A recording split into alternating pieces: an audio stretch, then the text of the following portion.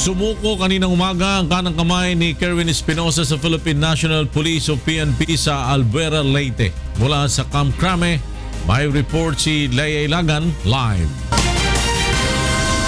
Yes, Lea.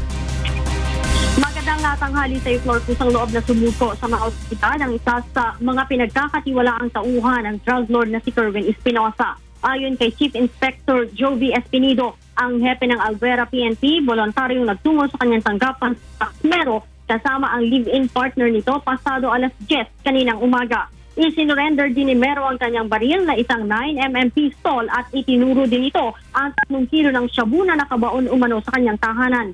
Sinabi ni Espinido na si Mero ang laging kausap ni Kerwin na hanggang ngayon ay pinaghahanap pa rin ng mga otoridad matapos itong inguso ng kanyang mismong ama na si Albuera Mayor Rolando Espinosa na ang kanyang anak umano ang supplier ng droga sa Eastern Visayas. Umaasa naman si Espinido na sa pagsuko ni Mero ay makakakuha sila ng magandang lead hinggil sa kinaroroonan ngayon ni Kerwin. Nito lamang nakalipas na buwan ay isa pang tauhan ni Espinosa ang naaresto ng mga otoridad sa Cebu.